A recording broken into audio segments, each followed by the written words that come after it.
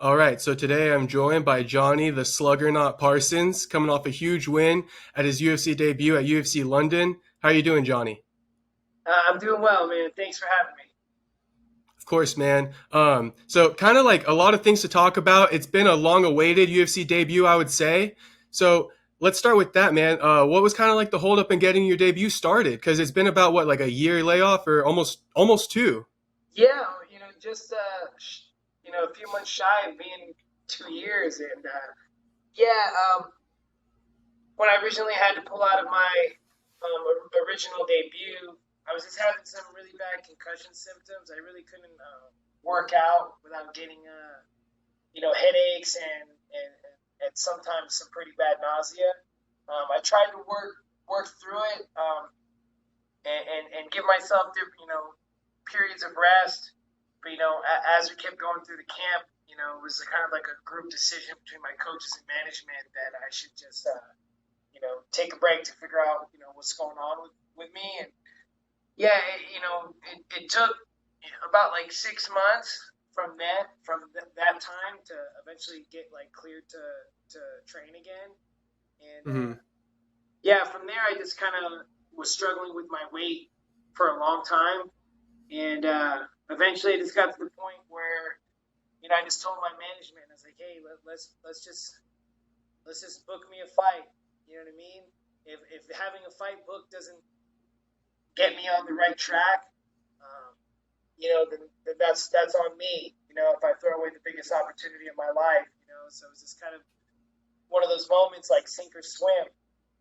Because Mm-hmm. they didn't want to book me because my weight wasn't under control. And then, Mm-hmm. just got to the point where I said, man, look, if having a fight book doesn't get me on track, then like I don't know what will. So we just kind of, people were really worried if I was going to make weight or not, and I just told them to trust me and that I could do it. And yeah, man, we did it. Yeah, on the second attempt, right? But at least you made it, right? But Yeah, I was running out of what time. I know. But hey, you got it done. You got it done. What brought on those concussion symptoms like originally? Was that just from training a little bit? Maybe like some result of the training camp? Yeah, well, I definitely. It's so nice to have the support of the PI, because Mm-hmm. they can kind of, the nutritionist there kind of got me on track, and certain diets that I was doing before to lose weight in a short period of time really at the end of the day aren't the most healthy things to do. They really Mm. stress the importance of like having fuel for your workouts and kind of just trusting the macros that it doesn't really matter when you're eating as long as you're hitting the right macros and you're training hard you're going to lose weight. So I kind of switched up where like in the past I did a lot of fasted training, but according to the nutritionist at the PI, that's like the quickest way to get hurt. Mm. So it's like, man, I felt so great uh, throughout my camp, and I think it kind of put things in perspective. Like in the past, I probably was overdoing it. So I think a lot of that was just kind of like built up trauma to the head from just maybe excessive sparring. Yeah. And a lot of times, right, there's kind of two different kinds of tires. Like you can have like a cardio tired, but then there's the I'm starving and my body's depleted tired. And really, sparring like that isn't very smart. Um, you know what I mean? To kind of be in that state where you're just completely exhausted. In training, there might be situations where you're taking more damage in training than you would if you just fueled your body properly. Yeah. So that was kind of like the concussions were almost a product of like the not having your like the right diet under control. Maybe like the water in your brain and stuff like that. If you're dieting too much, right, then your Yeah, brain's gonna and be lacking water. you know, I actually got and I'm pretty sure the dates line up to where this would be outside of the 45-day suspension window if you were to get knocked out. But Yeah. in my fight camp for Contender Series, about 6 weeks out from that fight, I got knocked out cold. Oh shit. Yeah, so I just think maybe possibly like I didn't fully recover from that because during Mm-hmm. my training camp um, for my original debut, that would have been February last year. Um, I got kicked in the head. It wasn't even like the hardest kick either.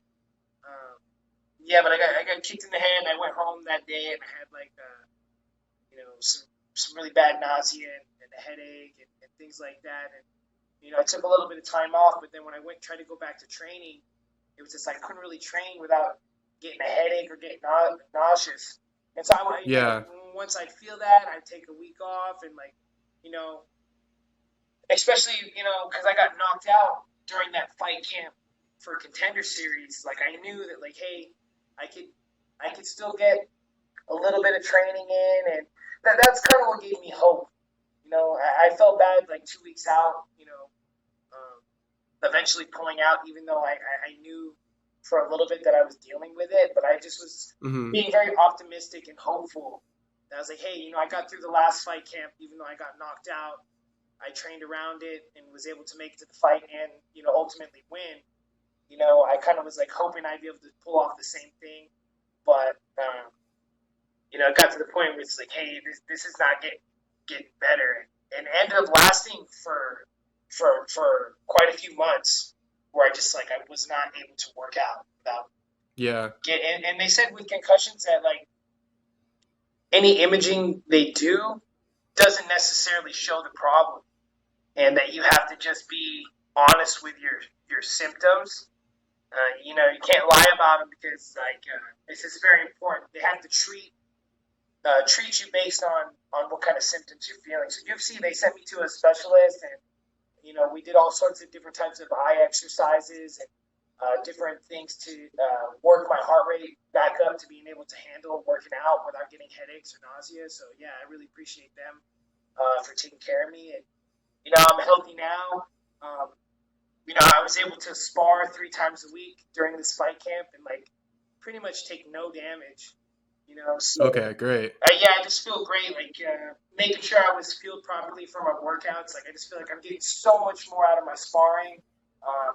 And what was so great because I started this camp at 225, Oh shit. so I was able to lose all that weight without feeling depleted during my training, which was so awesome because like it wasn't until going through this experience that I realized that for how many years I was doing overkill. Mm. That was How just, so? Like overkill with your diet or training? yeah, just yeah, both of those things. Both. Overdoing the Yeah. training along with like, you know, I think you can. The more you're feeling your body, probably the more hours of training you can get in.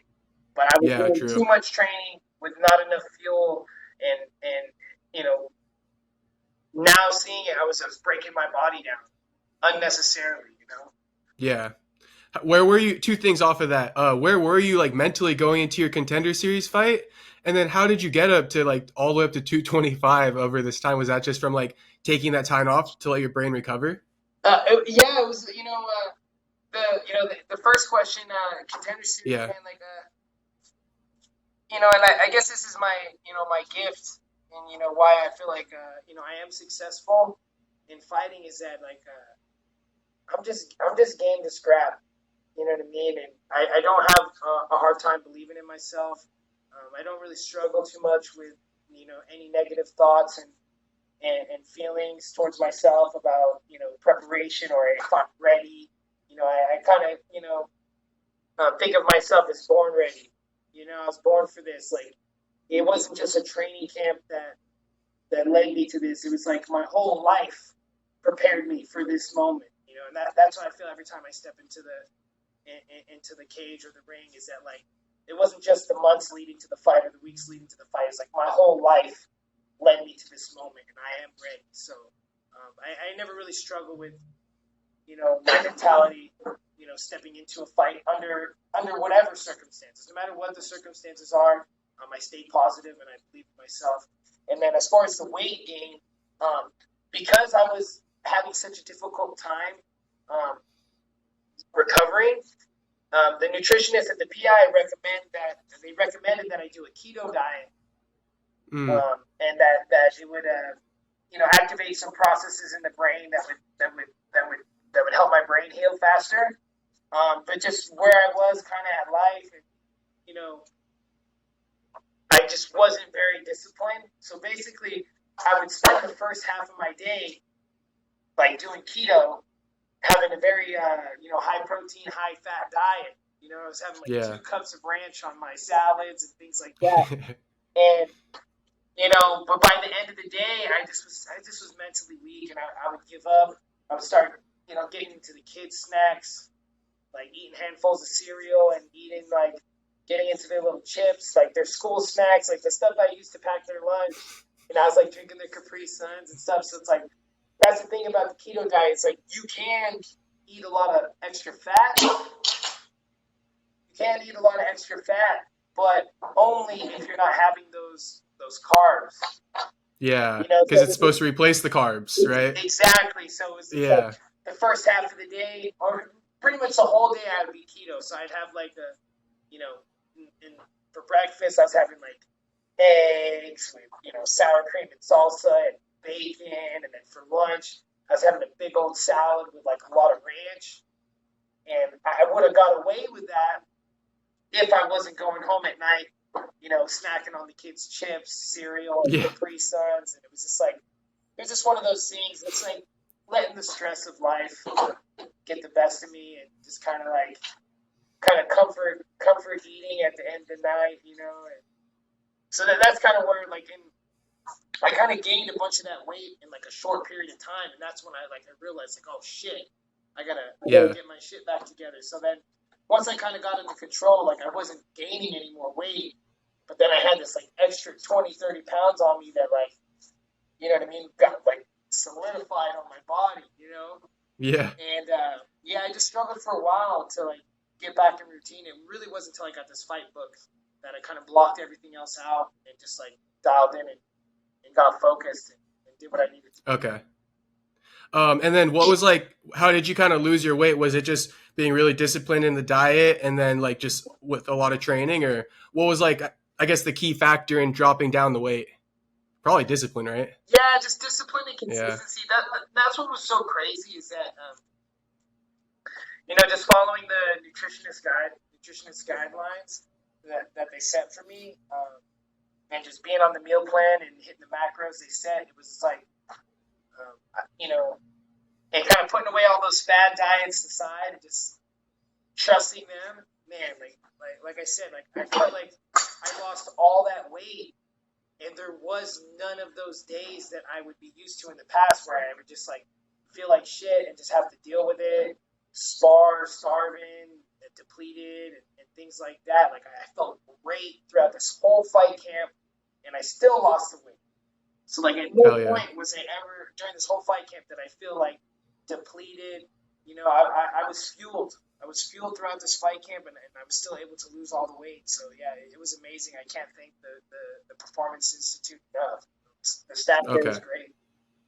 And then you look like yourself now, but where'd you gain all the weight? Was it in your face or like in the belly? Where'd you gain all the weight? Yeah, in the face, the legs, a little bit around the waist. All over. Yeah. Yeah, I feel you. All right, so just to get into the fight a little bit more. So you got the booking right. You were a little bit overweight. You said training camp went really well for you. But how did you take kind of getting like a seasoned UFC veteran in his hometown?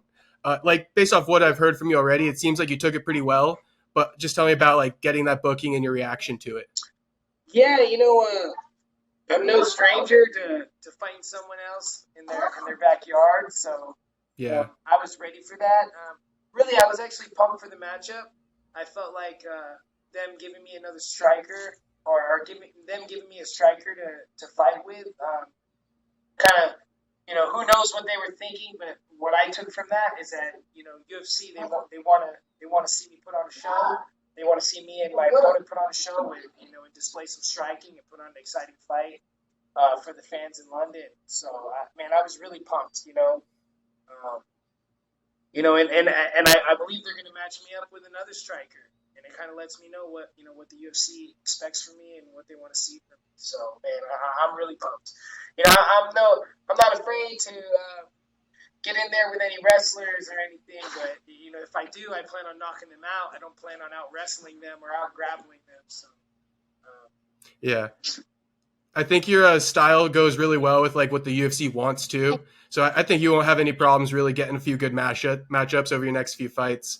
As far as the fight went down, great first round, really exciting. Looks like you said too, your chin was like back to normal because you took a couple like good shots in there. But you guys are both going back and forth, right? So I guess break down that first round. How are you feeling in it? Man, I feel great in it. What's Yeah. crazy is that you know, kind of puts in perspective like what judges see versus what people see on the broadcast. Why some How people are so? upset with judges' decisions sometimes. Hmm. My wife, she was in the corner and she said it looked much worse from outside of the cage than when she actually watched the replay. After she Mm. watched the replay of the first round, she basically she realized like wow he might have only hit me one clean time that whole first round. And it was right at the end of the round. You guys, hey, you guys see I'm talking? Sorry about that. No, We're it's having okay. too Don't worry much about noise it. back there. All good. So yeah, well, when she watched the broadcast over, she realized like, wow, he really didn't land much on you at all. So it kind of puts in perspective, like, man, the judges they don't see those little head movements and the blocks. They don't see that stuff quite as clearly as you would see like watching the broadcast or watching the slow mo replay. So I felt really good with that first round. Besides the last shot he caught me with, right a little bit before the bell. I felt very confident in my defense, and my corner said, "Hey, it was a close round. They wanted to see a little bit more aggression from me in the second round, and that's when I brought it."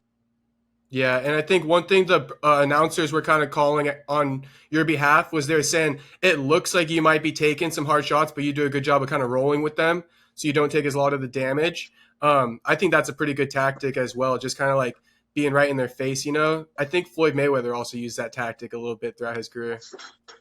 Yeah, definitely. It helps build my own confidence, but at the same time too, I feel like it breaks the opponent down.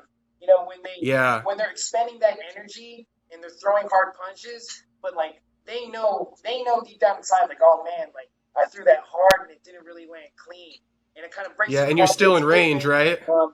It helps me slow down the fight. Yeah, it helps me slow down the fight so that like they're not just stepping into me with no regards. Like they're watching out.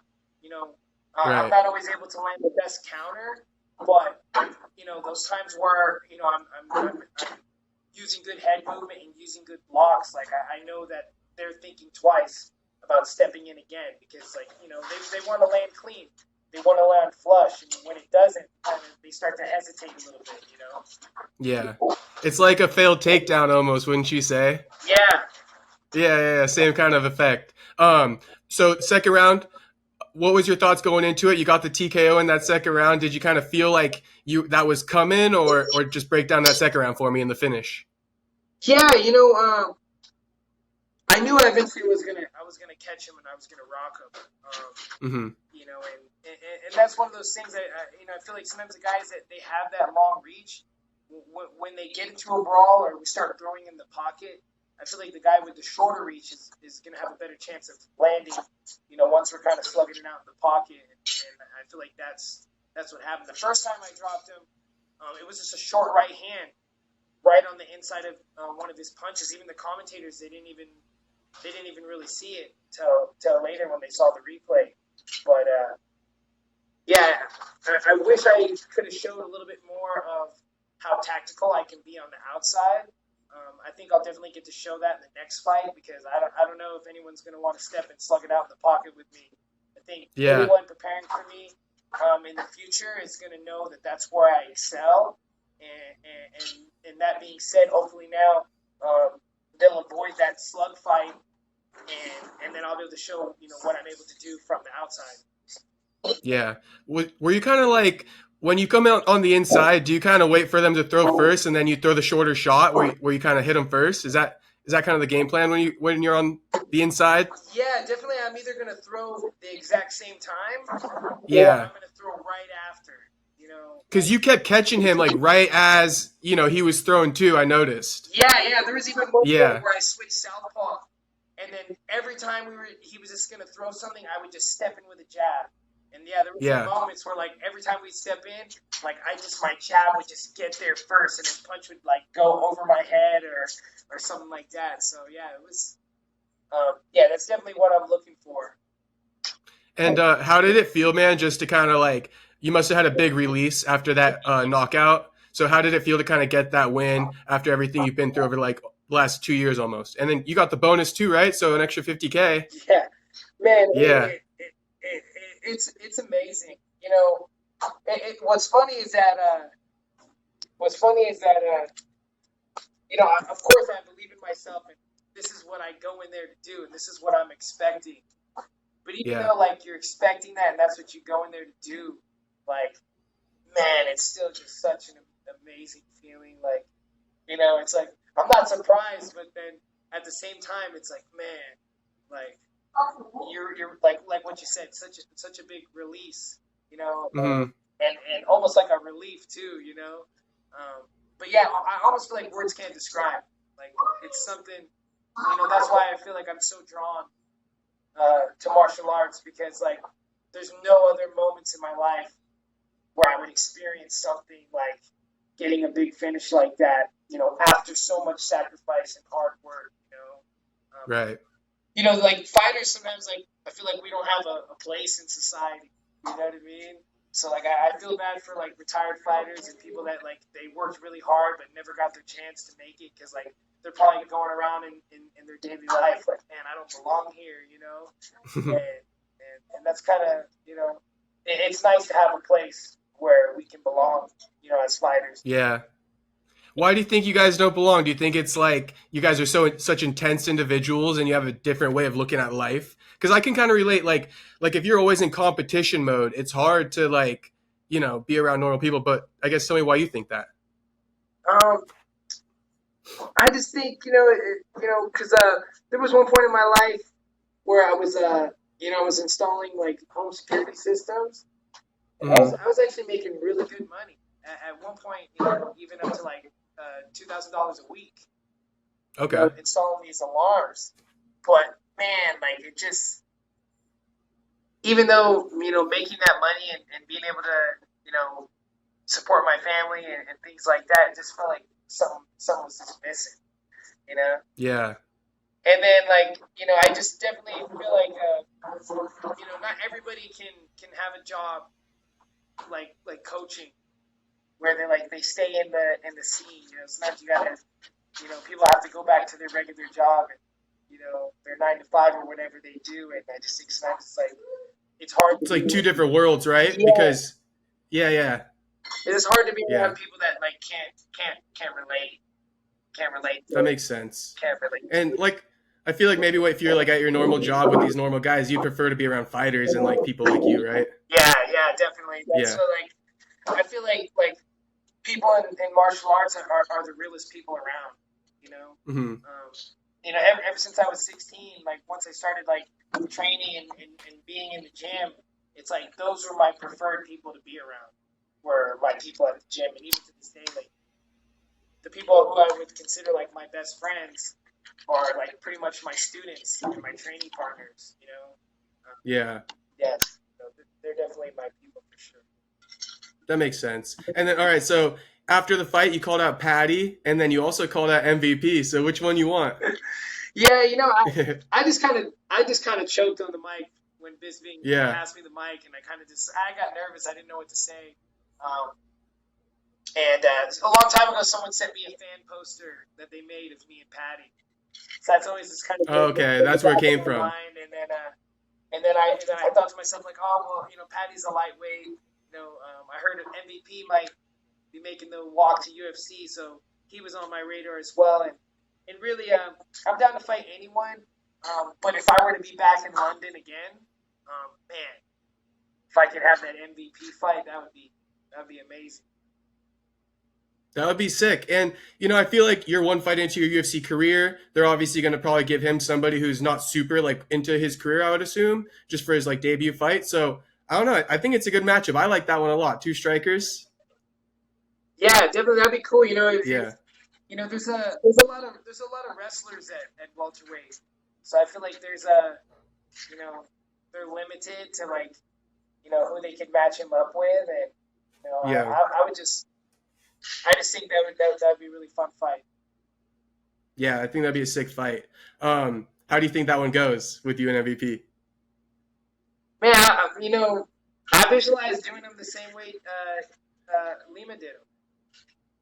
Okay. Oh, which one? The when he's on his knees and he hit him with that uppercut? Yeah, yeah. I just feel like eventually I'm just gonna catch him and he's just gonna go down. Okay. So gonna get a knockout. Yeah. Okay. Hell yeah. Now I just want to ask you. Or actually, last thing I had for you was, do you plan on dropping down to lightweight eventually, or are you gonna stay at 170? Um, at this point, because what they've told me that mathematically it is possible, but it's going to be very difficult, and that my Yeah. training camp would revolve around losing weight.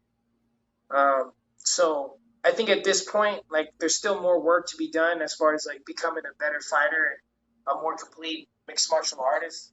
I am coming from more of a Muay Thai background. I've trained everything for a long time, but I definitely have invested more hours into Muay Thai, and there were points in my life where I was only competing in Muay Thai, so I wasn't doing as much grappling. So I feel like I still can develop as far as like being a fighter, and for now, I kind of want my training camps to revolve around getting better and not so much losing weight. So I think for now Okay. I'm going to stay at welterweight while I hone my skills a little bit more and improve my wrestling some more. And I definitely don't rule it out for the future because when they did all my body mass scanning at the Performance Institute, even though lightweight is very difficult and like damn near can't make it, but it's like mathematically it's possible. Yeah. That I'm also just an undersized welterweight. So, and if I wanted to, stay at welterweight, I have a lot of room as far as like gaining some muscle. So, Yeah. I'm sure you saw me out there. Like I'm on the softer side of welterweight, so I can definitely lean out a little bit more, and Yeah. I got some room to grow some muscle. So, I think for now I'm just gonna focus on just getting better and getting stronger, and I think somewhere down the line, I'll make that jump to lightweight. But I think for now, I just want to focus on becoming a better fighter. Okay. Are we good for like maybe 10 more minutes? Is that cool with you? Oh yeah, for sure. Okay, awesome. So just as far as what you were saying there, the fact that you kind of have, you're able to put on more muscle, that's probably like what you want to do, right? Because then once you are able to put on more muscle down the line, then it makes more sense to probably drop down. Because I heard it's easier to cut weight if you have more muscle in your body or something like that. I think that maybe that applies to maybe water cutting, like dehydrating. Oh, okay. Yeah. But I'm not 100% sure. But I think in general, though, having more muscle, you're able to, I think, burn more fat. Right. So I guess in theory, if you have more muscle, it's easier to make the weight class than if you have like that extra fat on your body, right? Something like that. Yeah. Yeah. So. Okay. So and then last thing, and we'll get into the fan questions real quick. When do you want to fight next? 6 months, 3 months? Any idea? Man, honestly, it's funny because ever since we got back, my wife keeps stressing, or like I keep stressing her out because I'm talking about, oh, I'd like to fight this guy or this guy, and I'm just like talking about different dates when I want to fight again, and she's like, you're feeling yourself after that win. She's like, just relax, just relax, Yeah. But I would love to fight in Abu Dhabi, October 21st. Okay, great. UFC 294. Yeah, I like, honestly, if they can keep, I'd love to keep fighting international competition, if possible. Okay. That's very interesting to me, and I just feel like that's a great experience to just fight people from different places, and also just visit other countries and things like that. So, man, I'm all for the journey, so Yeah. London was amazing, even though I didn't get no sleep for a whole week. I wouldn't change a thing. You know, I want to see more places. So. Okay. I was gonna ask, is it more like, do you like the country versus country matchup, like a US guy versus like another countryman? Or is it more the travel aspect for you, which is why you want to keep going on international cards? I think both. Both. I Yeah, you think kind of both. mentioned both there. Yeah, Yeah. yeah. So Okay. I'm happy to represent the United States. There's not a there's lots of different things going on in the world politically, but I like to be able to represent the United States and let people know that we got Americans aren't all bad. Yeah. I don't know if you're into it, but maybe you and MVP Abu Dhabi in October if he signs with the UFC. It gives you guys a little leeway, right? Yeah, 3 months out. yeah, that would be amazing. Um, Yeah. and if not in Abu Dhabi, maybe MVP has a lot of steam. Like maybe he's above my pay grade or whatever it may be. So if not the next fight, maybe I can build more steam and build more hype and possibly get a fight against him in London Yeah. in the future. Yeah, because I guess Michael Chandler, right, when he signed, he got like big fights right away, like big names. Yeah, But I'm into the matchup. I like it a lot, actually. I think it's a really fun matchup, you and MVP. So I'll be hoping for that in October. But you said international. Are you Filipino? yeah. My mom, I wish I was in more touch with the culture and things like Yeah. that. But yeah, my mom's from the Philippines, but growing up, she was the only person in her family that was in the States. So we didn't Okay. really grow up with too much of the culture besides the food she'd make. You could still push it though if there's an Asia card or something like that. You're a Filipino guy, so Oh it yeah. works out. Oh, Yeah, you could have a little fan base from that. yeah, for sure. And really, Yeah. my dream would be to fight in Japan someday. Okay. That Hell would yeah, be they need to awesome. go back to Japan too. So Yeah, I'm like, man, maybe you're on the right who's timing. that fighter? Tatsudo. Oh, Tatsuro. Yeah, Uh, Tiger. yeah, Tatsuro Taira. Yeah, Oh, so man, he's an exciting kid. yeah, he is. He fought a good guy his last fight. We'll see where he goes. But man, I feel like if he can work his way up to a title shot and maybe become the champion one day, that could definitely give the UFC a reason to do an event in Japan. Okay, that'd be fun. You think he's got that potential, huh? Yeah, I definitely Because he's think. still young. Yeah, I definitely think he does. Yeah. It's so interesting because I feel like Japan has strikers, but most of the Japanese people that end up fighting in the UFC, they all have more of a grappling base. So Yeah. I'm interested if we'll ever see like a Japanese striker anytime in the near future. Okay, that'd be fun. We'll get you on the UFC Japan hopefully in the future too. Yeah. Then, let's get into the fan questions. A lot of people were asking you about your, and then we'll get you out of here. They're asking about the mullet and stuff like that, which I found funny. I couldn't tell if they're like your friends or not, or if they're like fans who just really love the mullet. Let's see. All right, so well, first one is somebody says which weight class will be your home, 155 or 170? Sounds like 170 for now. Yeah, and this is my perfect world, right? This is my perfect situation. Mm-hmm. I become the welterweight champ. Okay, then I become the lightweight champ. Okay. Then I feel like, man, I don't know if anyone's taking out Volkanovski, so I Yeah. would challenge the 145 champ to a 165 super fight for a super Okay. lightweight title and 165 pounds and create that weight class because I really feel like that's the weight class I belong. But I feel Yeah. like there's going to have to be some mega hype to get Dana to do something like, make a super lightweight division at 165 Yeah. pounds. So that's my perfect scenario. That would be like probably the only way Dana would make a 65-pound belt. Yeah, and there's so many guys out there who are in between that 155 to 170 weight class. So that could be like a goal for you to kind of like push for. Yeah. Yeah. Okay, hell yeah. And let's see. Next one is, let's find a good one. How do you get your hair so fucking good, Slugger? That's from some guy, Joe Albion, if you're familiar with him. Yeah. Yeah, I don't know. I think that's, it must be my barber. They're wondering who cuts your hair. Yeah, there's actually a couple people that cut my hair. I got some friends that have been cutting hair all their lives, so I kind of like rotate between them all. Um, Okay. but yeah, I don't think it's so. Here's the key. Okay, when you're growing out a mullet, there's going to be some phases, and a lot of people like they can't make it through those ugly phases.